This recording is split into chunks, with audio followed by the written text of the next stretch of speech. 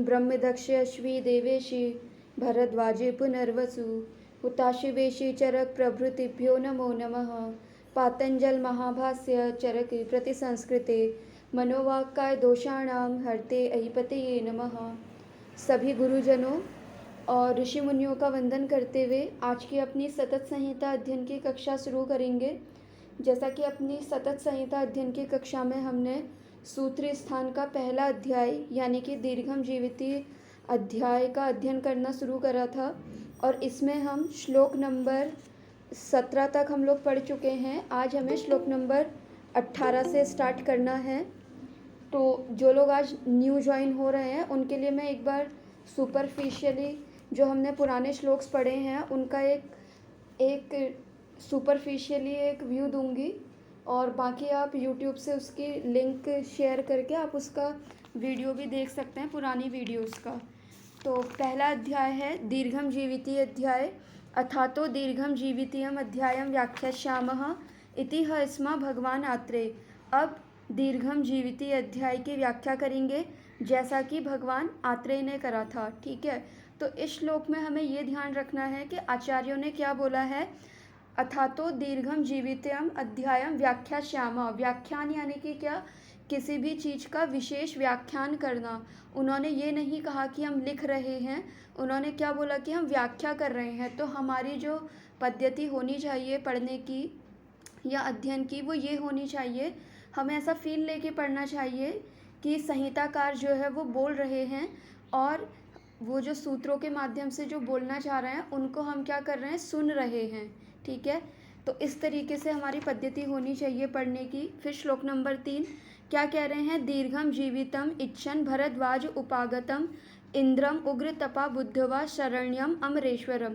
फिर क्या ये बता रहे हैं कि दीर्घ जीवन की इच्छा मन में लेते हुए जो भरद्वाज ऋषि थे वो किसके पास गए, इंद्र की शरण में गए। ठीक है, अमरेश्वर ये जो सिनोनिम है ये इंद्र के लिए ही यूज़ हुआ है।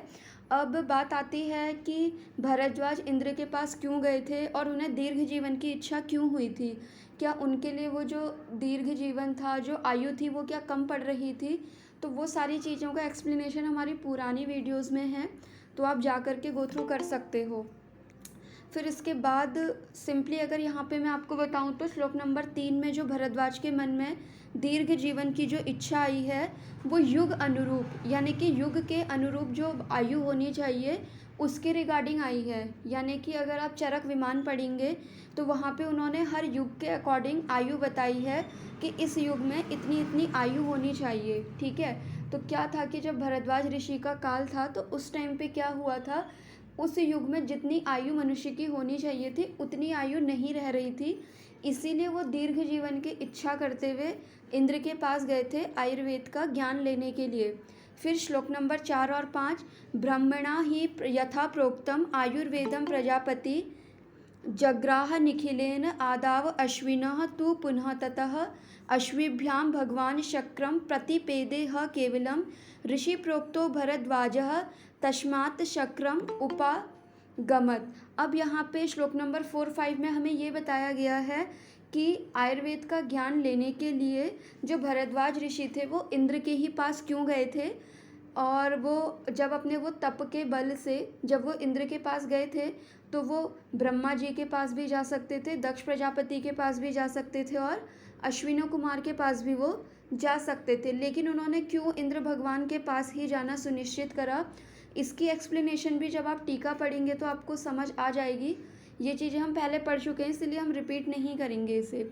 फिर आता है श्लोक नंबर 6 और 7, उसमें उन्होंने क्या बोला है। विघ्न भूता यदा रोगा प्रादुर्भूता शरीरिणाम तप उपवास अध्ययन ब्रह्मचर्य व्रत आयुषाम तदा भूतेषु अनुकोशम पुरस्कृत्य महर्षयो सम एता पुण्य कर्माणा पार्श्वे हिमवत शुभे। यानी कि इस श्लोक में उन्होंने ये बताया है कि भरद्वाज ऋषि का जो काल चल रहा था उस टाइम पे क्या हुआ था कि रोगों की उत्पत्ति हुई थी और ऐसे रोगों की उत्पत्ति हुई थी और रोगों की उत्पत्ति होने से उस टाइम पे जो ऋषि मुनि हुआ करते थे या फिर जो मनुष्य हुआ करते थे उनकी जो डेली रूटीन्स थे जैसे कि तप करना, उपवास करना, अध्ययन करना, ब्रह्मचर्य का पालन करना, और व्रत वगैरह लेना, तो इसमें क्या होने लगा, विघ्न आने लगा, यानी कि व्यवधान उत्पन्न होने लगा।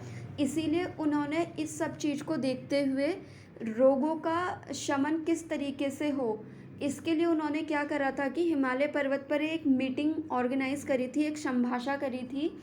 और फिर इसके बाद का जो श्लोक है, श्लोक नंबर 8 से लेकर के 14, वहाँ पे इन्होंने हमें ये बताया है कि हिमालय पर्वत पे ये जो संभाषा हुई थी, उस संभाषा में कौन कौन से ऋषियों ने पार्टिसिपेट करा था, उसका नाम यहाँ पे बताया गया है।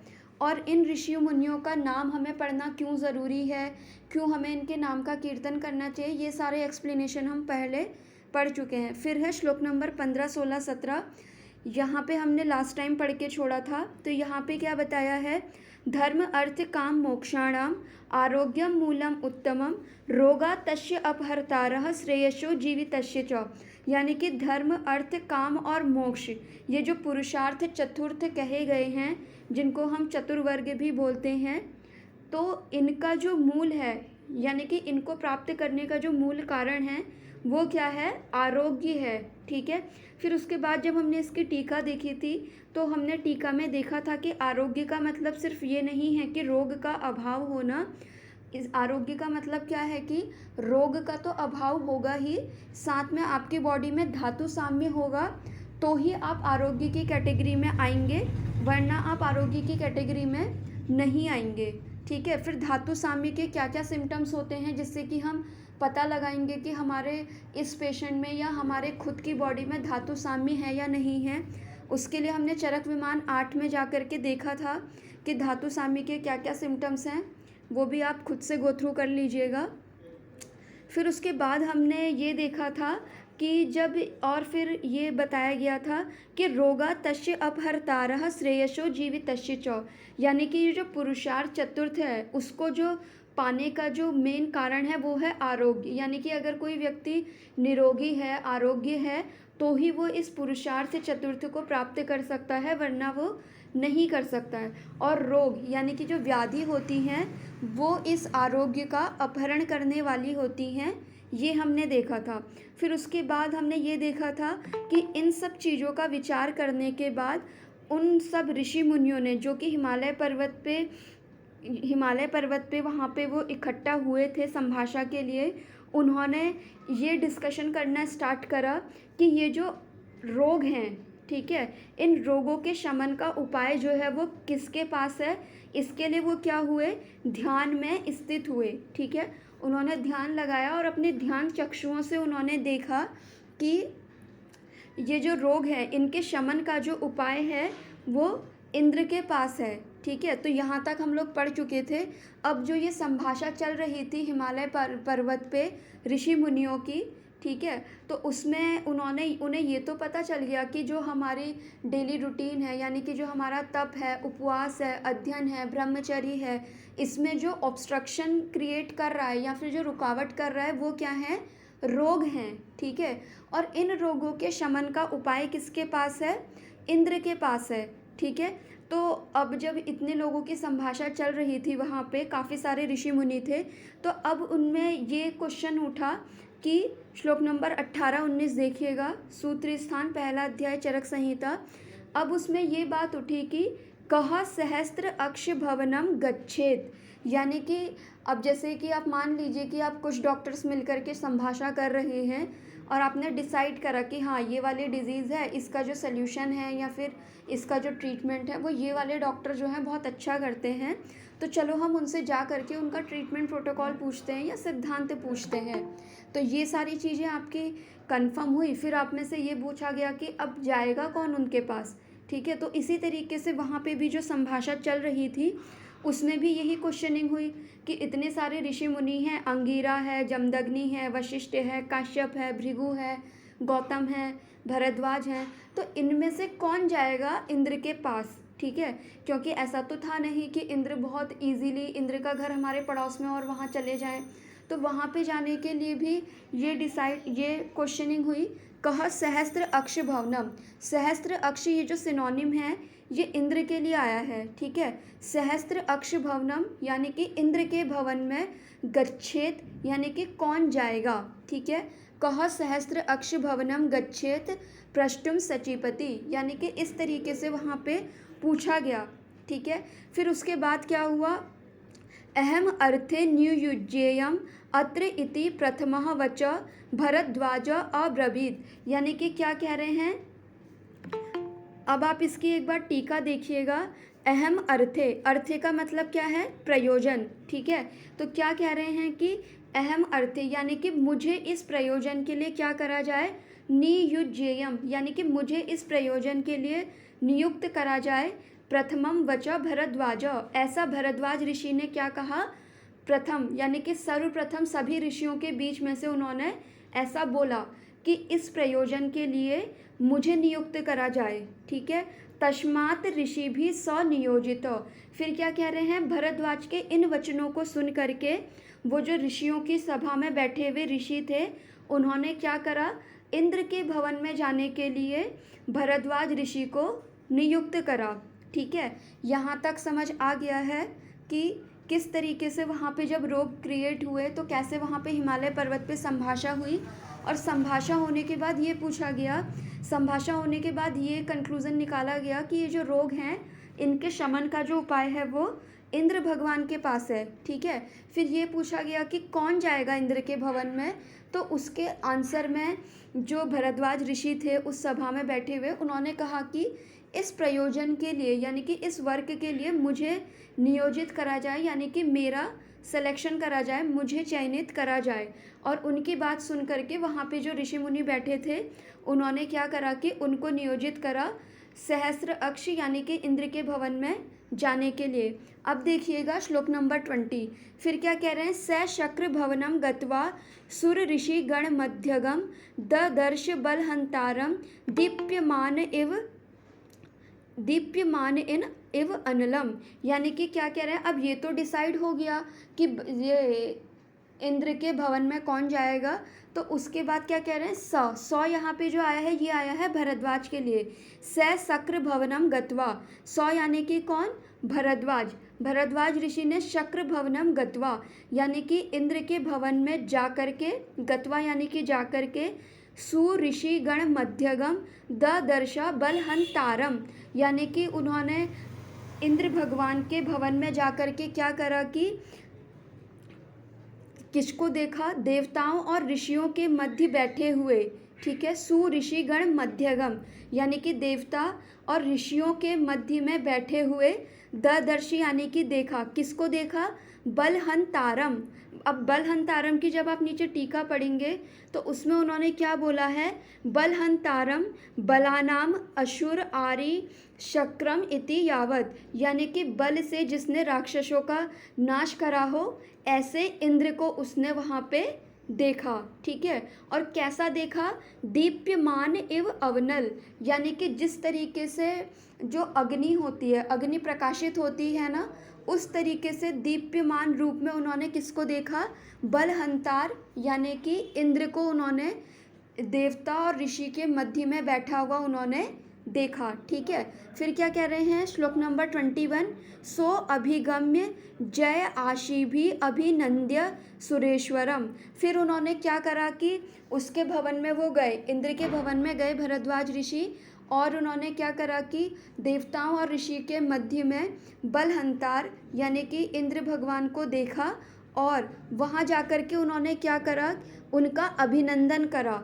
जय अशी अभिनंद्य सुरेश्वरम, सुरेश्वर ये जो सिनोनिम है ये भी इंद्र के लिए ही आया है, तो क्या करा उन्होंने, वहाँ जा कर के इंद्र भगवान का अभिनंदन करा। जैसे सिंपली आप ये देखिए कि अगर हम किसी सीनियर डॉक्टर से मिलते हैं या किसी वैद्य से मिलते हैं तो हम सिंपली एक उन्हें गुड मॉर्निंग, गुड आफ्टरनून, प्रणाम ऐसा विश करते हैं। तो उसी तरीके से जो भरद्वाज ऋषि थे वो भी, उन्होंने भी क्या करा कि इंद्र के भवन में जा कर के इंद्र का क्या करा, अभिनंदन करा, जो नॉर्मल एटिकेट्स होते हैं वो।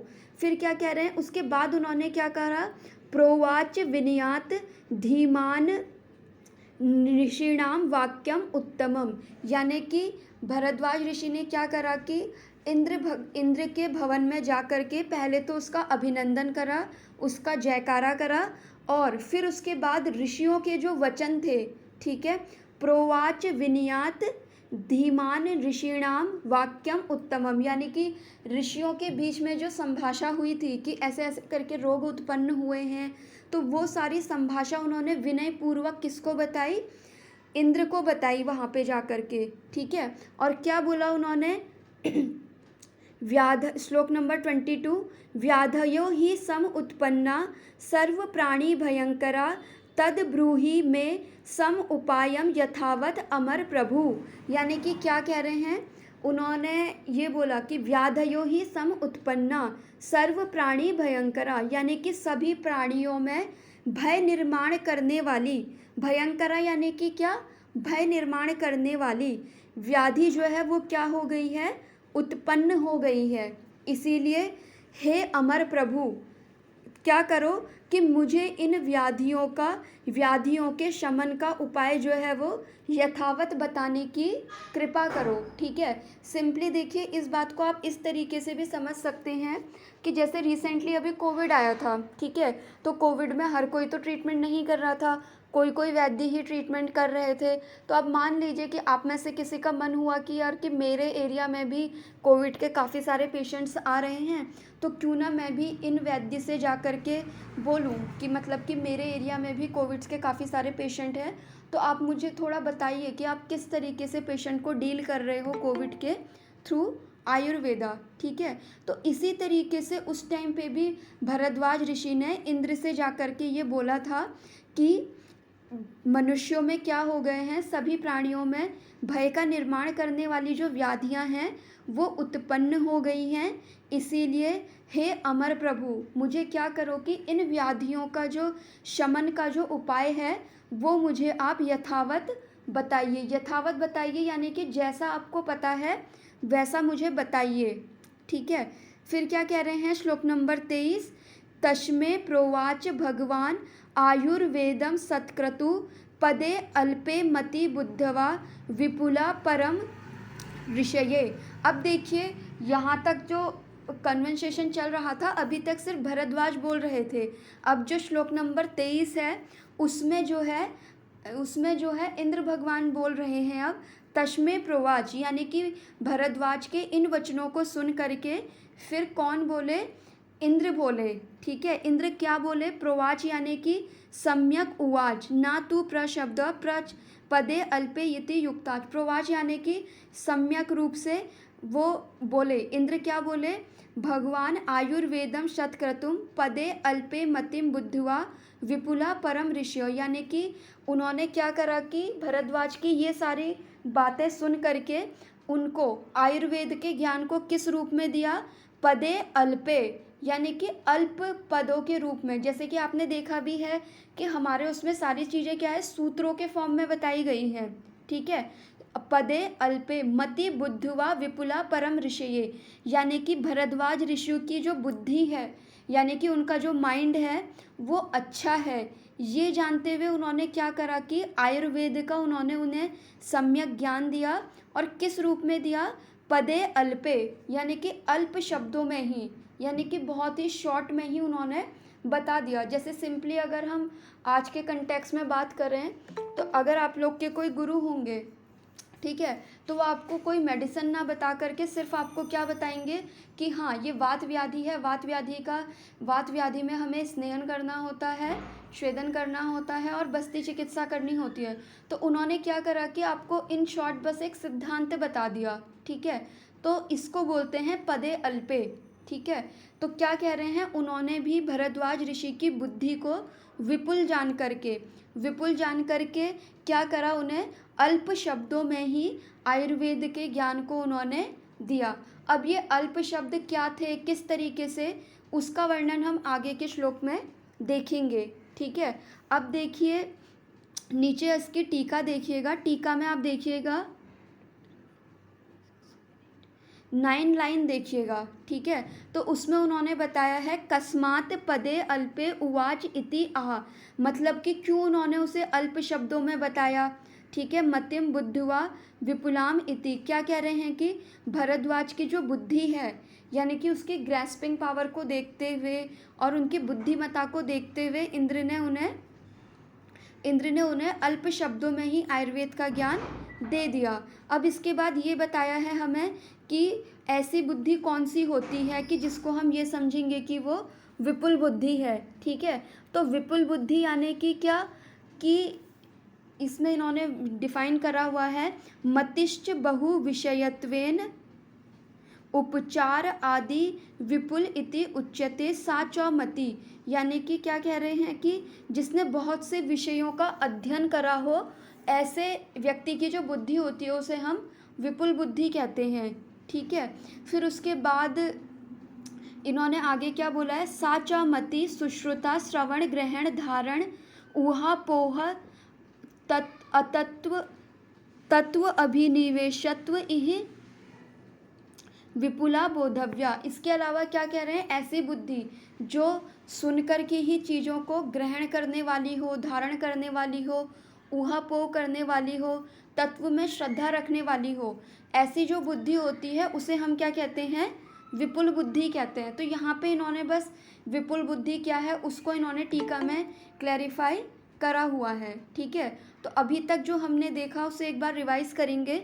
श्लोक नंबर 18 से लेकर के श्लोक नंबर 23 तक अभी हमने पढ़ा, और उसमें हमने ये देखा कि ऋषि मुनियों की जो सभा चल रही थी उसमें ये डिसाइड करा गया था कि रोगों के शमन का जो उपाय है वो इंद्र भगवान के पास है। फिर उसके बाद ये बताया गया कि कौन इंद्र के भवन में जाएगा। तो ऐसा कहने पर क्या हुआ था कि जो भरद्वाज ऋषि थे उन्होंने खुद से ही आगे आकर के बोला कि इस कार्य के लिए मुझे नियोजित करा जाए, यानी कि मुझे चयनित करा जाए। और फिर ऋषि मुनियों ने उनको चयनित करके इंद्र के भवन में उन्हें भेज दिया। फिर भरद्वाज ने इंद्र के भवन में जा कर के क्या करा, इंद्र के भवन में वो गए और उन्होंने देवताओं और ऋषियों के मध्य बैठे हुए किसको देखा, इंद्र को देखा, और उनका अभिनंदन करने के बाद उनको विनय पूर्वक, ठीक है, ऐसा नहीं कि उनके पास जा कर के बिल्कुल धमकी रूप में वो बोल रहे हैं कि मुझे आयुर्वेद का ज्ञान कराओ। उन्होंने क्या करा कि बहुत ही विनम्रता से ऋषियों के जो वाक्य थे उनको उन्होंने इंद्र के सामने प्रस्तुत करा और उन्हें ये बताया कि सभी प्राणियों में भय का निर्माण करने वाली व्याधियां जो हैं वो उत्पन्न हो गई हैं। इसलिए आप मुझे क्या कीजिए कि इन व्याधियों के शमन का जो उपाय है वो आप मुझे यथावत बताइए। ठीक है, फिर उसके वचन सुन करके इंद्र ने क्या करा था कि अल्प शब्दों में ही भरद्वाज ऋषि को क्या करा था, आयुर्वेद का ज्ञान दिया था। ठीक है, अब इसके बाद देखेंगे श्लोक नंबर 24।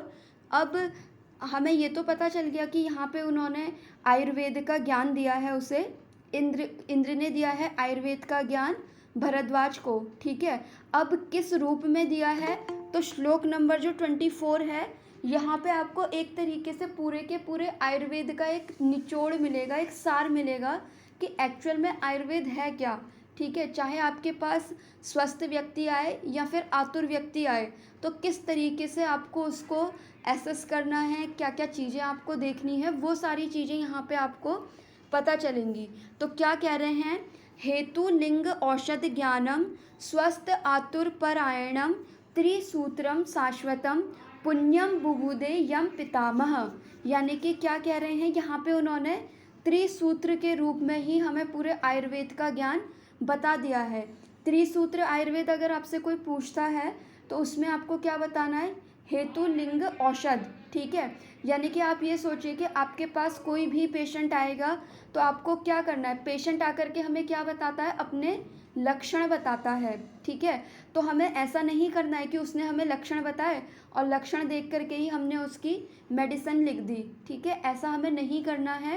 क्यों नहीं करना है, क्योंकि हमारे आयुर्वेद का जो सिद्धांत है वो क्या है, हेतु लिंग औषध ज्ञानम। यानी कि सबसे पहले आपको क्या देखना है, हेतु देखना है। ठीक है, चाहे स्वस्थ व्यक्ति हो या फिर आतुर व्यक्ति हो, आपको क्या देखना है, हेतु देखना है। फिर उसके बाद लिंग यानी कि लक्षण देखने हैं, और फिर हेतु और लिंग का विचार करते हुए आपको क्या करना है, औषध डिसाइड करनी है कि आपको कौन सी औषध किस रोगी में चलानी है। ऐसा नहीं कि आपके कोई सीनियर या फिर आपके कोई गुरु किसी पेशेंट में ये मेडिसिन चलाते थे तो आप भी वही मेडिसिन चलाएंगे, क्योंकि आपको पता है कि आयुर्वेद में क्या बोला गया है कि पुरुषम पुरुषम वीक्ष्य, यानी कि पर्सन टू पर्सन मेडिसिन जो होती है, भेषज जो होती है, वो क्या करती है, वेरी करती है। इसीलिए हर पेशेंट को आपको क्या करना है, हेतु, लिंग और औषध, इसको असेसमेंट के बाद ही आपको आगे कुछ ट्रीटमेंट अपना प्लान करना है। इसीलिए हेतुओं का जो है वो बहुत ज़्यादा क्या होता है, महत्व होता है। तो क्या कह रहे हैं, हेतु लिंग औषध ज्ञानम स्वस्थ आतुर परायणम त्रिसूत्रम शाश्वतम पुण्यम बुभूते यम पितामह, यानी कि क्या कह रहे हैं, यम पितामह, यानी कि क्या, जिस शास्त्र को या फिर जिस आयुर्वेद सूत्र को स्वयं पितामह, पितामह यानी कि कौन, ब्रह्मा ने, ठीक है, स्वयं ब्रह्मा ने बताया है, ऐसे त्रिसूत्र रूपी शाश्वत, शाश्वत यानी कि क्या, जो कि नित्य है, ठीक है, यानी कि कल भी था, आज भी था और आने वाले टाइम पे भी क्या रहेगा, सेम रहेगा, ठीक है। शाश्वत को आप सिंपली ऐसे भी समझ सकते हैं, जैसे कि जो आग होती है, अग्नि, अग्नि क्या थी, कल भी गर्म थी, आज भी गर्म है, आने वाले टाइम पे भी वो उष्ण गुण वाली ही रहेगी, ठीक है। ऐसा नहीं होगा कि वो आज से कुछ टाइम बाद शीत गुण वाली हो जाएगी। तो शाश्वत बोलते हैं ऐसी चीज़ जो कि क्या है कि हमेशा सेम रहती है, कभी चेंज नहीं होती है, ठीक है। जैसे कि जो त्रिफला है वो कल भी रसायन था, आज भी रसायन है, आने वाले टाइम पे भी रसायन रहेगा। इससे कोई फ़र्क नहीं पड़ता है कि उसे मैंने पढ़ा है, मेरे सीनियर ने पढ़ा है या मेरे जूनियर पढ़ेंगे। तो शाश्वत यानी कि क्या, जो कि नित्य होता है, कल भी था, आज भी था और आने वाले सदियों तक रहेगा ही रहेगा, ठीक है। तो ऐसे शाश्वत और पुण्य, पुण्य यानी कि क्या, कल्याणकारी, ठीक है, कल्याणकारी त्रिसूत्र रूपी आयुर्वेद, जिसको कि स्वयं ब्रह्मा ने क्या करा था, जिसका कि स्वयं ब्रह्मा ने बताया था, उस त्रिसूत्र रूपी आयुर्वेद के सूत्र को इंद्र ने किसको बताया, भरद्वाज को बताया, ठीक है। तो सिंपली मतलब आप ये समझिए कि भरद्वाज इंद्र के पास गए और उन्होंने सिंपल उन्हें इतना सा सूत्र बता दिया, हेतु लिंग औषध ज्ञानम स्वस्थ आतुर परायणम त्रिसूत्रम शाश्वतम पुण्यम बुभूते यम पितामह, यानी कि क्या कहना चाह रहे हैं कि जिस आयुर्वेद के सूत्र को क्या करा था कि ब्रह्मा जी के थ्रू हम लोगों ने प्राप्त करा था, उसी को ही मैं आपको बता रहा हूँ। और ये आयुर्वेद जो है वो क्या है, शाश्वत है, पुण्य यानी कि कल्याणकारी है, ठीक है। अब बात करते हैं कि हेतु लिंग औषध, इसको हम कैसे समझेंगे, ठीक है। तो जब हम इसकी टीका पढ़ते हैं तो वहाँ पे उन्होंने क्या बोला है, हेतु ग्रहणेन सन्निकृष्ट विकृष्ट व्याधि हेतु ग्रहणम, यानी कि हेतु से हमें क्या लेना है, व्याधि के सन्निकृष्ट हेतु भी लेने हैं और विकृष्टि हेतु भी लेने हैं, ठीक है। तो जब आपने कभी माधव निदान पढ़ी होगी तो उसमें आपने देखा होगा कि कुछ तो व्याधियों के सन्निकृष्ट हेतु होते हैं और कुछ क्या होते हैं, विकृष्ट हेतु होते हैं, ठीक है। सिंपली अगर इसको एक सिंपल लैंग्वेज में अगर मैं आपको समझाऊं तो सन्निकृष्ट यानी कि क्या, आपने अभी कुछ खाया और अभी आपकी बॉडी में रिएक्शन हो करके क्या हुआ कि कोई व्याधि उत्पन्न हो गई, तो उसे हम कहेंगे सन्निकृष्ट हेतु। विकृष्ट हेतु क्या, जैसे कि हेमंत ऋतु जब चल रही होती है उस टाइम पे हम क्या कहते हैं, गुरु आहार बहुत लेते हैं, मीठा बहुत लेते हैं, मधुर रस बहुत लेते हैं, तो उसकी वजह से बसंत ऋतु में जाकर के जो व्याधि होगी, ठीक है। तो बसंत ऋतु में जो कफज विकार होते हैं उनका जो विकृष्ट हेतु होता है वो होता है हेमंत ऋतुचर्या में हमारे द्वारा फॉलो किया गया आहार विहार, ठीक है। तो ये तो हो गई हेतु की बात। अब दूसरा आता है लिंग।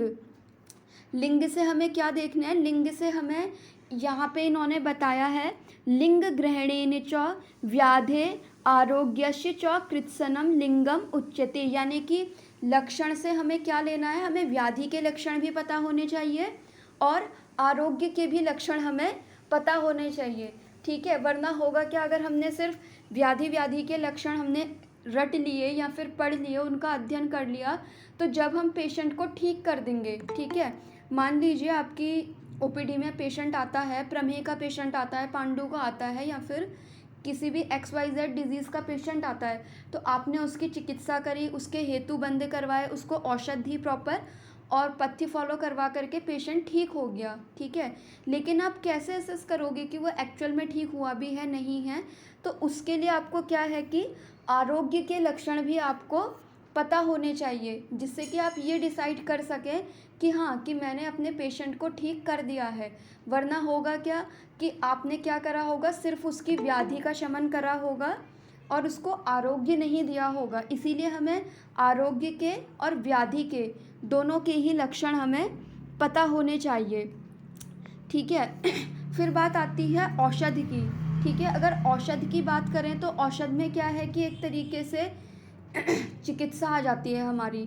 और चिकित्सा भी अगर आप देखेंगे तो इसमें जो है चिकित्सा 3 प्रकार की बताई है, देव व्यापाश्रय, युक्ति व्यापाश्रय और सत्वाजय चिकित्सा। ठीक है, तो उसमें आप किसी भी तरीके की चिकित्सा का यूज़ यहाँ पे आप कर सकते हैं पेशेंट में। ठीक है, अब जो हमने हेतु पढ़ा था, हेतु को जो है हम और अच्छे से देखेंगे।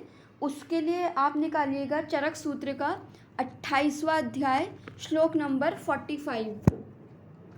अभी जो है मैंने इस सूत्र को आपको बस एक सुपरफिशियली बताया है।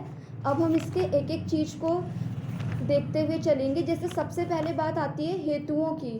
ठीक है, अब आप ये सोचेंगे हेतु तो इतने सारे हैं, हर व्याधि के अलग अलग हेतु हैं, तो हम हेतुओं को कैसे याद करें और कैसे हम डिसाइड करेंगे कि यही हेतु है कि नहीं है। तो इसमें देखिए सबसे अच्छा जो सिद्धांत दिया है संहिताकारों ने, वो इन्होंने बताया है चरक सूत्र 28वां अध्याय, श्लोक नंबर 45। वहाँ पे उन्होंने क्या कहा है, आहार संभवम वस्तु रोगाश्च आहार संभवा। यानी कि उन्होंने क्या बोला कि हमारा ये जो शरीर है, हमारी ये जो देह है, वो किससे बनी हुई है, आहार से बनी हुई है। ठीक है, और ये जो रोग की उत्पत्ति होती है उसके पीछे भी जो कारण होता है वो क्या होता है, हमारा आहार ही होता है। ठीक है, इसीलिए आपने देखा होगा कि जब पेशेंट आपके पास आता है या फिर एक आयुर्वेदिक फिजिशियन के पास या फिर वैद्य के पास आता है, तो वो उसको मेडिसिन्स पे फोकस ना करके सबसे पहले उसके आहार को ही चेक करता है। आहार को चेक करता है इन द सेंस कि उसकी पूरी दिनचर्या पूछ करके ये देखता है कि वो अपने आहार में कहाँ गलती कर रहा है। ठीक है, तो अगर किसी व्यक्ति ने गलत आहार ले लिया है तो वो भी उसकी व्याधि का कारण बनेगा। ठीक है, सिंपली अगर हम दूध की बात करें या फिर घी की बात करें या फिर जो चने होते हैं, ड्राई फ्रूट्स होते हैं, इनकी बात करें, तो आप देखेंगे कि पेशेंट आपके पास आएंगे और वो आपको, कुछ पेशेंट ऐसे आएंगे जो आपको बोलेंगे कि वो पूरे 12 के 12 महीने क्या करते हैं, ड्राई फ्रूट्स का इंटेक करते हैं। ठीक है, जबकि अगर आप ड्राई फ्रूट्स के गुण पढ़ेंगे तो वो क्या होते हैं, गुरु होते हैं, स्निग्ध होते हैं, उष्ण गुण वाले होते हैं। तो इन सब चीज़ों का सेवन अगर ग्रीष्म ऋतु में करा जाए या फिर वर्षा ऋतु में करा जाए या फिर ऐसा व्यक्ति इनका सेवन करे जिसकी कि अग्नि अच्छी नहीं है, तो उसके लिए वही आहार जिसको कि वो अच्छा समझ करके ले रहा है, वही आहार क्या बनेगा, उसकी व्याधि का कारण बनेगा। ठीक है, तो इस तरीके से हमें क्या करना होता है कि पेशेंट के हेतु निकालने होते हैं। ठीक है, तो ये वाला श्लोक अपने माइंड में रखिएगा, आहार संभवम वस्तु रोगाश्च आहार संभवा। यानी कि हमारा ये जो शरीर है वो आहार से ही मिलकर बना होता है, और अगर हम गलत तरीके का आहार का सेवन करते हैं तो वही हमारी व्याधियों का कारण बनता है, हेतु बनता है। अगर सिंपली अगर हम बात करें स्मोकिंग की, जो लोग स्मोकिंग करते हैं, ठीक है, तो क्या है कि उन्होंने क्या करा कि स्मोकिंग करी। ठीक है, स्मोकिंग करी तो उन्होंने क्या करा, एक तरीके से अहितकर चीज़ का उन्होंने सेवन करा। अहितकर चीज़ का सेवन करा तो उससे क्या हुआ, आगे चल के उन्हें कैंसर हुआ। तो क्या हुआ कि जो चीज़ वो ले रहे थे उसी से ही उन्हें क्या हुई, आगे चल के व्याधि हुई। ठीक है, तो ऐसा नहीं है कि व्यक्ति एक दिन ऐसे गलत आहार का सेवन करेगा तो उसे व्याधि हो जाएगी, क्योंकि अगर ऐसा होता तो अभी तक जितने भी होटल वगैरह हैं सब कुछ बंद हो चुके होते। ठीक है, क्योंकि डॉक्टर्स भी तो कभी कभी पार्टी में जा कर के अपथ्य सेवन करते ही हैं ना, तो हर किसी को तो व्याधि नहीं होती है। क्या है कि हमें ये देखना पड़ेगा कि हम किस अमाउंट में चीज़ें ले रहे हैं और किस टाइम पे ले रहे हैं। ठीक है, अब जैसे दही को लेकर के कई सारे कॉन्सेप्ट आते हैं। दही भी क्या है कि आहार वाली चीज़ है। ठीक है, आहार में ही आता है वो। और अगर आप अपनी ओपीडी में पेशेंट की हिस्ट्री लेते होंगे प्रॉपरली और उससे उसकी आहार की हिस्ट्री पूछते होंगे कि वो कब क्या खाता पीता है, तो आपको मोस्ट ऑफ द पेशेंट ऐसे मिलेंगे जो ये कहेंगे कि हम हेमंत ऋतु में, यानी कि जो सर्दियों वाला टाइम होता है उस टाइम पे हम दही खाना बंद कर देते हैं, और ग्रीष्म ऋतु में जबकि गर्मी है प्रॉपर उस टाइम पे वो क्या खाते हैं, दही का इंटेक कर रहे होते हैं। ठीक है, तो वही आहार क्या बनेगा उनके लिए, व्याधि का कारण बनेगा। अगर उन्होंने उसी दही को ऋतु के अकॉर्डिंग अच्छी तरीके से संस्कारित करके लिया तो उसी से क्या होगा कि उसके शरीर का निर्माण होगा। ठीक है, तो ये वाला श्लोक जो है वो अपने माइंड में रखिएगा जब भी आप हिस्ट्री ले रहे होंगे, जब भी आप पेशेंट के हेतु निकाल रहे होंगे कि आहार संभवम वस्तु रोगाश्च आहार संभवा। ठीक है, अब देखिए, अब बात करते हैं। अब जैसे कि आपने देखा होगा कि आहार के बारे में ये बोला जाता है कि हमारा आहार जो होता है वो पंचभौतिक होता है। ठीक है, तो यानी कि आप यहाँ पे ये भी समझ सकते हैं कि एक तरीके से संहिताकारों ने क्या करा है कि इनडायरेक्टली कहीं ना कहीं हमें क्या दे दिया है कि पंचभौतिक चिकित्सा, जो कि आजकल बहुत फेमस है, जिसके ऊपर काफ़ी कंट्रोवर्सी भी चलते रहती है कि संहिताओं में उसका वर्णन नहीं है, ये है वो है।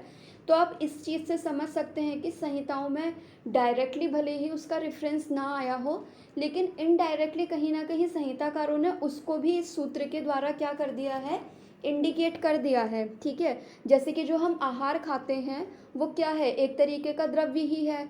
ठीक है, और एक जगह संहिता में ही कहीं आया है कि सर्वम द्रव्यम पंचभौतिकम, यानी कि जितने भी द्रव्य हैं वो क्या है, पंचभौतिक हैं। चाहे वो हमारा आहार हो या फिर हमारे मेडिसिन्स हो, वो सब क्या है, पंचभौतिक हैं। ठीक है, तो आप ये देखिए कि आहार संभव वस्तु, यानी कि हमारा ये जो शरीर है वो हमारे आहार से बन रहा है, और अगर हमारा आहार पंचभौतिक गुणों से युक्त है तो हमारे शरीर में हमारा आहार भी पंचभौतिक जाएगा और हमारे शरीर का निर्माण भी वैसे ही होगा। और उसी के ही अपोजिट में अगर हमने गलत आहार लिया तो क्या होगा, गलत तरीके से आहार लेंगे तो व्याधियों की उत्पत्ति होगी। ठीक है, तो सिंपली हमें क्या करना है कि पंचभौतिक चिकित्सा के ऊपर बहुत ज़्यादा कंट्रोवर्सी भी नहीं करनी है। जिस लोग को उसका एक्सपीरियंस है वो लोग कर सकते हैं। ठीक है, अगर जिसको एक्सपीरियंस नहीं है तो वो क्या करेगा, अगर उसे एक्सपीरियंस नहीं भी है तो वो सिंपल दोषों के अनुरूप भी चिकित्सा कर सकता है। क्योंकि संहिता जब आप पढ़ोगे तो हर आहार के बारे में, ठीक है, जैसे कि आपने अन्नपान चतुष्क का अगर अन्नपान वाला चैप्टर पढ़ा होगा तो उसमें उन्होंने हर एक आहार के बारे में बताया है कि ये कौन से दोष के ऊपर वर्क करेगा। ठीक है, जैसे कि मूंग दाल के बारे में बताया है, ठीक है, कि वो क्या होती है, वातकर होती है। ठीक है, उड़द की दाल के बारे में बताया है, मधु के बारे में बताया है, मसूर के बारे में बताया है। तो इस तरीके से संहिताकारों ने क्या करा है कि सारी चीज़ों का वर्णन करा है, बस हमें पढ़ने की ही देरी है, अध्ययन करने की ही देरी है। फिर इसके बाद देखिए, इस चीज़ को और अच्छे से समझने के लिए इसी चैप्टर का श्लोक नंबर 41 देखिएगा। श्लोक नंबर 41 सूत्र स्थान 28वां अध्याय क्या कह रहे हैं, ना रागान ना अपि अविज्ञात आहार अनुपयोजियेत परीक्ष हितम अश्नियात देहो आहार संभव। अब देखिए वहाँ पे उन्होंने फिर से क्या कह दिया है कि ये जो हमारी देह बनी हुई है वो किससे बनी है, आहार से ही बनी हुई है। ठीक है, तो यानी कि अगर किसी को कोई व्याधि हो रही है और अगर आप उसकी डाइट पैटर्न नहीं पूछ रहे हैं तो आप एक अच्छे वैद्य की कैटेगरी में नहीं आएंगे। ठीक है, तब तो फिर आप भी वही हो जाएंगे कि जैसे एलोपैथ वाले करते हैं कि पेशेंट आया, उसके आहार विहार की कोई उन्होंने हिस्ट्री नहीं ली, सिंपल क्या करा कि मेडिसिन उसे प्रिस्क्राइब कर दी। ठीक है, तो हमें उस तरीके का वैद्य नहीं बनना है। तो हमें ये छोटी छोटी कोटेशंस जो है वो याद रखनी पड़ेंगी कि हमारा ये जो शरीर बना है वो आहार से बना है, और इस शरीर में अगर कोई व्याधि हो रही है तो वो कहीं ना कहीं किसी न किसी रूप में गलत आहार विहार की वजह से हो रही है। फिर देखिए श्लोक नंबर 42 क्या कह रहे हैं, आहारस्य विधाव अष्टो विशेषा हेतु संज्ञका शुभ अशुभ सम उत्पत्तो तान परीक्ष प्रयोजयेत। यानी कि क्या कह रहे हैं कि हमारा जो आहार होता है, ठीक है, उसको हमें क्या करना चाहिए, उसके जो अष्ट विधि विधान बताए गए हैं चरक विमान 1 में, ठीक है, प्रकृति करण संयोग आदि ये वाले जो बताए गए हैं उसको ध्यान में रख के ही हमें क्या करना चाहिए, आहार ग्रहण करना चाहिए। क्योंकि अगर हम अष्ट आहार विधि विशेष आयतन इनका अगर माइंड में रखते हुए आहार का सेवन करेंगे तो वही आहार क्या करेगा कि हमारे शरीर में शुभ कर्म का भी हेतु बनता है और अशुभ कर्म का भी वो हेतु बनता है। शुभ कर्म से आप ये समझ सकते हैं कि अगर हम आहार को प्रॉपर तरीके से ले रहे हैं, यानी कि अष्ट आहार विधि विशेष आयतन जो हमें बताए गए हैं उनको माइंड में रखते हुए अगर हम आहार का सेवन कर रहे हैं तो वो आहार किसका हेतु बनेगा? शुभ कर्मों का हेतु बनेगा, यानी कि आरोग्य का हेतु बनेगा। और वही आहार अगर हम गलत तरीके से ले रहे हैं तो वो क्या करेगा? अशुभ कर्मों की उत्पत्ति करेगा और हमारे बीमारी का हेतु बनेगा। ठीक है, तो ये इतनी बात हुई हमारी हेतु के रिगार्डिंग। इसके अलावा देखिए हेतु में हमें कई सारी चीज़ें और भी देखने को मिल जाएगी। जैसे अगर आप अग्र प्रकरण पढ़ेंगे चरक सूत्र 25 का, अगर आप अग्र प्रकरण पढ़ेंगे तो वहाँ पे भी उन्होंने हमें कई सारे अग्र प्रकरण में छोटी छोटी चीज़ें बताई हैं कि जिससे हम समझ सकते हैं कि किस तरीके से हमारा आहार ही जो है वो क्या कर रहा है? हेतु बन रहा है हमारी व्याधियों के लिए। ठीक है, तो जैसे कि अगर हम शशकुली की बात करें, ठीक है, शशकुली के बारे में अभी रिसेंटली मैंने ग्रुप में भी शेयर करा था कि जो शशकुली होती है, यानी कि जो पूड़ी पकौड़ी ऐसी चीज़ें होती हैं वो क्या करती हैं कि पित्त और कफ को उत्पन्न करने वाली होती हैं। ठीक है, यानी कि अगर आपके पास कोई ऐसा पेशेंट आ रहा है, जैसे कि अम्ल पित्त का पेशेंट आया, ठीक है, और आपने उसकी हिस्ट्री ली कि आप क्या क्या खाने में खाते हो, आहार आपका कैसा है, तो वो कहेगा कि मैं एक दिन पूरी खाता हूँ, एक दिन मैं पराठे खाता हूँ, एक दिन मैं डीप फ्राई चिकन खाता हूँ। तो अगर वो ऐसी चीज़ें बता रहा है तो सीधे सीधे आपको क्या इंडिकेशन मिल रहा है कि उसकी व्याधि का, यानी कि उसके अम्ल पित्त का जो हेतु है वो है उसका ये आहार। ठीक है, क्यों? आपको कैसे पता चला? क्योंकि हमने अग्रद्रव्य में पढ़ा हुआ है कि शशकुली जो है वो श्लेष्म और पित्त को उत्पन्न करने वाली होती है। ठीक है, अब शशकुली कह करके उन्होंने हमें क्या कर दिया? एक तरीके से सिर्फ एक आइडिया दे दिया। ठीक है, शशकुली का मतलब होता है पूरी, और आपने देखा है कि जब हम पूरी पकाते हैं तो हम उसे कितने ज़्यादा ऑयल में उसे डीप फ्राई करते हैं। फ्राई इन द सेंस कि मतलब ज़्यादा ऑयली रहती हैं वो। तो उससे आप समझ सकते हैं कि अगर बहुत ज़्यादा ऑयली कोई चीज़ है या फिर कोई डीप फ्राई चीज़ है तो वो डायरेक्टली किसको, हमारे कौन से दोष को हमारे कुपित करेगी? श्लेष्मा और पित्त को। ठीक है, इसी तरीके से आज के टाइम पे जो नए नए फूड आइटम्स निकल करके आते हैं उसका भी आप विचार कर सकते हैं। कोई भी ऐसी चीज़ जो कि डीप फ्राई होती हो, ठीक है, जैसे कि जो फ्राइड वाले मोमोज़ होते हैं या फिर डीप फ्राइड चिकन वगैरह आते हैं, तो वो वाली चीज़ें क्या करेगी? इनडायरेक्टली श्लेष्मा और पित्त को क्या करेगी? दूषित करेगी। ठीक है, तो ये छोटी छोटी चीज़ें हमें ध्यान में रखनी होगी। अग्रद्रव्य भी आप लोगों को पढ़ना चाहिए चरक सूत्र 25 में। उसमें आपको बहुत सारी चीज़ें मिलेगी, जैसे कि उन्होंने जामुन के बारे में बताया है, जाम्बवम वात जननानाम, यानी कि जामुन जो होता है वो वात दोष को बढ़ाने वाला होता है। ठीक है, अब आप ये सोचिए कि जैसे ही किसी भी कॉमन पब्लिक को पता चलता है कि उन्हें डायबिटीज़ हो गई है या फिर शुगर हो गया है तो तुरंत वो क्या करते हैं? जम्बू यानी कि जामुन का इंटेक स्टार्ट कर देते हैं। ठीक है, और वो इतने एक्सेस अमाउंट में कर लेते हैं कि अपनी वात को प्रकोपित कर लेते हैं। ठीक है, तो ये जब पेशेंट आपके पास आएगा ना और बोलेगा कि मैम कि मुझे तो शुगर है और मैं जामुन भी लेता हूँ, पतंजलि का जो जामुन स्वरस आता है मैं वो भी लेता हूँ, फिर भी मेरी शुगर कंट्रोल में नहीं आ रही है। ठीक है, तो देखिए शुगर का कॉन्सेप्ट अलग है, डायबिटीज़ का कॉन्सेप्ट अलग है, लेकिन अपने में जो विचार आया है अपनी संहिताओं में, अपने आयुर्वेद में, वो आया है दोषों के अकॉर्डिंग। ठीक है, तो इसीलिए आपको दोषों के अकॉर्डिंग असेसमेंट करना आना चाहिए पेशेंट का, तभी आप पेशेंट को अच्छा रिजल्ट दे सकते हो। फिर इसी तरीके से यहाँ पे इन्होंने हमें ये बताया है कि महिषी क्षीर जो होता है वो स्वप्न जना नाम होता है। तो इस तरीके से आपको क्या करना है कि जौन जौन से हेतु आपको लगते हैं कि हाँ कि ये चीज़ें हमें पेशेंट में देखने को मिल सकती है, जैसे शशकुली जो है, शशकुली तो हर कोई खाता ही है, पूड़ी पकवान वगैरह। ठीक है, तो ये जो कॉमन कॉमन सी चीज़ें हैं उसकी आप एक लिस्ट बना सकते हैं ताकि पेशेंट आपके पास आए तो आप उसके हेतु अच्छे से निकाल सको। ठीक है, तो ये बात हुई हमारे हेतु की। अब हेतुओं में देखिए ऐसा ज़रूरी नहीं है कि हमें हमेशा आहार की ही बात करनी है, हमें विहार की भी बात करनी है। ठीक है, अब आप विहार का असेसमेंट कैसे करेंगे?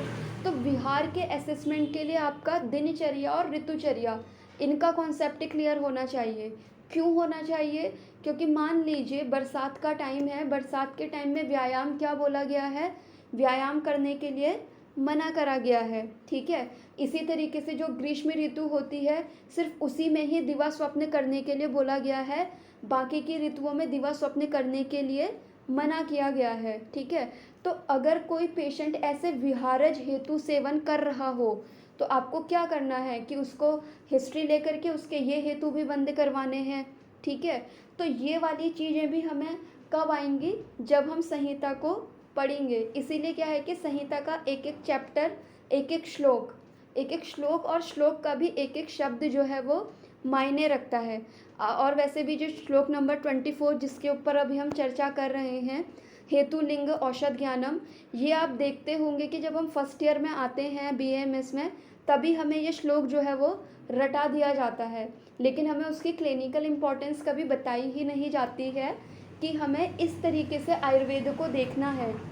ठीक है, अब देखिए इन्होंने क्या कहा कि ये जो 30 सूत्र के रूप में हमने आपको आयुर्वेद का ज्ञान दिया है वो स्वस्थ व्यक्ति के लिए और आतुर व्यक्ति के लिए, दोनों के लिए ही उत्तम मार्ग बताने वाला है। ठीक है, यानी कि अगर कोई स्वस्थ व्यक्ति है तो वो कैसे लाइफ टाइम के लिए स्वस्थ बना रह सकता है, उसके लिए भी आपके उसके हेतु लिंग औषध ये सारी चीज़ें आपको देखनी पड़ेगी। अब उसमें आपको क्या देखना है? उसमें आपको उसकी दिनचर्या में ये देखना है कि वो एक काल भोजन कर रहा है, द्विकाल भोजन कर रहा है। ठीक है, अजीर्ण, अध्यशन, विषमासन ये तो नहीं कर रहा है। ठीक है, अगर वो ये चीज़ें कर रहा होगा तो आपको क्या करनी है? ये चीज़ें उसको बंद करवानी है। ठीक है, और ये चीज़ें स्वस्थ व्यक्ति के हिसाब से उसे समझानी है। ठीक है, तो इस तरीके से हमने हेतु के बारे में पढ़ा। अब हम बात करते हैं लिंग की। ठीक है, लिंग यानी कि लक्षण। अब लक्षण में देखिए सिंपली एक तो होता है कि व्याधि के लक्षण हो गए, जैसे कि अगर हम प्रमेह की बात करें तो प्रमेह का लक्षण क्या है? प्रभूत अविल मूत्रता। ठीक है, यानी कि बार बार गंदले मूत्र का त्याग होने वाली जो बीमारी होती है उसको ही हम क्या बोलते हैं?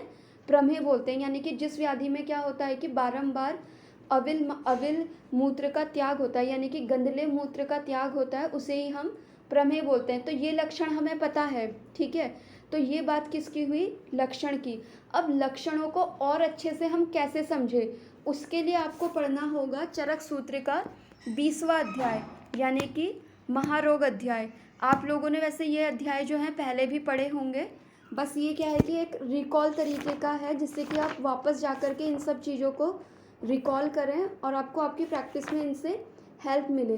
ठीक है, तो देखिए अगर हम ये चरक सूत्र 20वां अध्याय देखते हैं तो वहाँ पे उन्होंने हमें क्या बताया है कि एक तो उन्होंने हमें वात, पित्त, कफ इनसे होने वाले जो अलग अलग विकार हैं वो बताए हैं। फिर उसके अलावा इन्होंने हमें वात, पित्त और कफ इनके पर्टिकुलर कुछ ऐसे सिम्टम्स बताए हैं जो कि हर व्याधि में हमें देखने को मिलेंगे ही मिलेंगे। जैसे कि अगर हम चरक सूत्र 20वें अध्याय का 12वें नंबर का श्लोक देखें तो वहाँ पे इन्होंने क्या बताया है? सर्वेषु अपि खलु एतेषु वात विकारेषु उक्तेषु अन्येषु च अनुक्तेषु वायो इदम आत्मरूपम अपरिणामी कर्मणश्च स्वलक्षणम यत् उपलभ्य तद अवयवम वा विमुक्त संदेह वात विकारम एव अध्यावसंति कुशला। यानी कि क्या कह रहे हैं कि कोई भी वात विकार हो, ठीक है, उक्त वात विकार हो या फिर अनुक्त वात विकार हो, यानी कि यहाँ पे इन्होंने हमें ये बताया है कि वैसे तो हमने तुम्हें वात व्याधि में और इसी चैप्टर के आगे के श्लोक में ये बताया है कि वात व्याधियाँ कौन कौन सी होती हैं। ठीक है, तो चाहे ये वाले विकार हो या फिर अनुक्त वात व्याधियाँ हो, उनमें क्या होगा कि वात की वजह से ये लक्षण हमें देखने को मिलेंगे ही मिलेंगे। ठीक है, तो उनमें उन्होंने कौन कौन से लक्षण बताए हैं? मतलब कि कोई भी व्याध व्याधि हो, अगर आपको ये लक्षण पेशेंट में दिख रहे हैं तो आप ये डिसाइड कर लो कि हाँ कि इसका वात दोष का इम्बैलेंस है। तो उन्होंने क्या कहा, तद्यथा रौक्ष्यम शैत्यम लाघवम वैसद्यम गति अमूर्तत्वम अनअवस्थित्वम च इति वायो आत्मरूपाणी, यानी कि वायु के जो गुण होते हैं वो क्या होता है, रौक्ष यानी कि रूक्षता लेकर के आना, शैत्य यानी कि शीतलता लेकर के आना, लघुता लेकर के आना, वैशद्य गति करवाना, ठीक है, अनवस्थित करवाना, ये सारे क्या हैं कि वात के गुण बताए गए हैं। ठीक है, अब मान लीजिए कोई पेशेंट आपके पास आकर के कहता है कि डॉक्टर साहब मुझे ना बहुत ही सख्त मल त्याग हो रहा है। ठीक है, सख्त मल त्याग हो रहा है यानी कि वहाँ पे रूखापन आ गया है, रूखापन आ गया है यानी कि वात दोष का इन्वॉल्वमेंट हो गया है। इसी तरीके से अगर आप देखेंगे, अगर आप फीमेल पेशेंट्स अगर आप देखते होंगे तो कई बार फीमेल पेशेंट आकर के क्या कहती है कि मुझे जो मेंस्ट्रुअल ब्लड आ रहा है वो क्या है, बहुत ड्राइनेस लिए हुए है। ठीक है, लिटरली मतलब पेशेंट अपने मुंह से ही ये बताता है कि मेरा जो मेंस्ट्रुअल ब्लड है ना कि वो काफ़ी ड्राई ड्राई सा लग रहा है मुझे। तो यानी कि ड्राई ड्राई सा लग रहा है यानी कि क्या, अगेन वात दोष का इन्वॉल्वमेंट है। ठीक है, तो ये गुण हमें पता होने चाहिए। फिर क्या कह रहे हैं कि अगर ये कहीं जा कर के स्थित होती है तो क्या क्या लक्षण वहाँ पे उत्पन्न करता है, स्रंस, भ्रंश, व्यास, संग, भेद, साद, हर्ष, कंप, वर्त, ठीक है, कंपवर्त, चाल, तोद, व्यथा, चेष्टा आदिनी। यानी कि क्या कह रहे हैं, अगर कहीं पे स्रंश हो रहा है, स्रंश यानी कि एक तरीके से आप प्रोलैप्स समझ सकते हैं, स्रंश भ्रंश से हम प्रोलैप्स ही लेते हैं। ठीक है, संग यानी कि कहीं पे अगर ऑब्स्ट्रक्शन हो रहा है। ठीक है, कंप यानी कि कहीं पे आपको कंपन दिख रहा है। तो ये किसके लक्षण होंगे, ये होंगे हमारे वात के। ठीक है, इसी तरीके से उन्होंने पित्त के भी बताए हैं, कफ के भी बताए हैं। तो आज के लिए हमारी क्लास हम यहीं पे ही रोकेंगे और आज के लिए आप लोगों का होमवर्क ये है कि कल आपको चरक सूत्र का 20वां अध्याय यानी कि महारोग अध्याय जो है वो आपको पूरा पढ़ के आना है और फिर आपका अगर इसमें कोई डाउट होता है तो वो आप कल पूछेंगे। फ़िलहाल के लिए क्लास को यहीं रोकेंगे और कल जो है इसके आगे का सूत्र देखेंगे। किसी की कोई क्वेरी है तो वो पूछ सकते हैं और अगर नहीं है तो फिर ख़त्म करते हैं क्लास को। अगर बाद में किसी को कुछ याद आता है तो वो ग्रुप में भी शेयर कर सकता है अपनी क्वेरी।